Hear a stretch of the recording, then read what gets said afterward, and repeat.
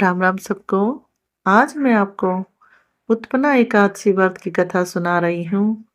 एकादशी व्रत की इस कथा को पढ़ने से व्यक्ति के सारे दुख दूर हो जाते हैं और अंत में मोक्ष की प्राप्ति होती है।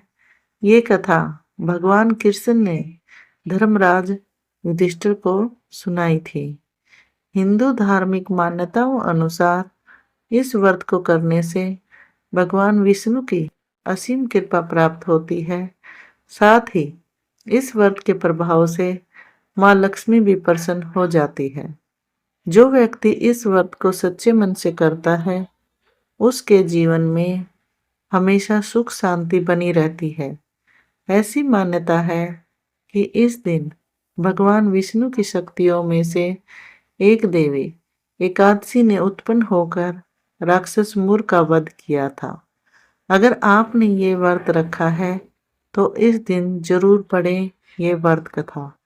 धार्मिक मान्यताओं अनुसार भगवान कृष्ण ने धर्मराज युधिष्ठिर को एकादशी माता के जन्म की कथा सुनाई थी।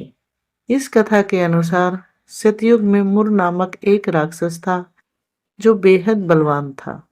उस राक्षस ने इंद्र, आदित्य, वसु, वायु, अग्नि आदि सभी देवताओं को पराजित कर दिया था। परेशान होकर सभी देवताओं ने भगवान शंकर के सामने सारी बात रख दी।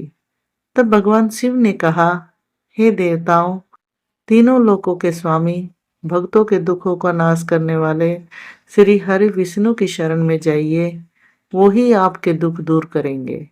भगवान शिव के कहे अनुसार सभी देवता भगवान विष्णु के पास पहुंचे और उन्होंने अपना दुख बताते हुए कहा कि हे प्रभु, राक्षसों ने हमें पराजित करके हमारा स्वर्ग छीन दिया है।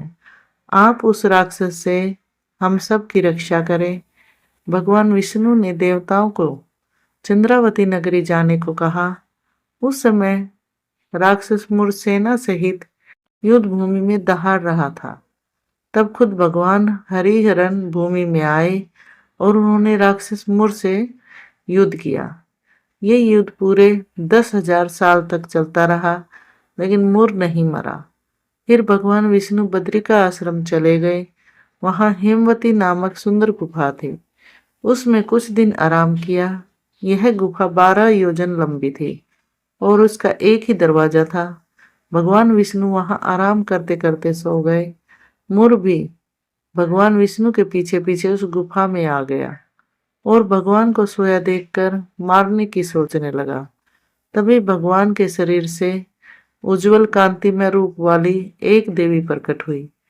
देवी ने राक्षस मुर को ललकारा, युद्ध किया और उसे तत्काल मौत के घाट उतार दिया। भगवान विष्णु जब अपनी नींद से जागृत हुए तो सब बातों को जानकर उन्होंने उस देवी से कहा कि आपका जन्म एकादशी के दिन हुआ है, अतः आप उत्पन्ना एकादशी के नाम से पूजी जाएंगी। आपके भक्त वही होंगे जो मेरे भक्त हैं।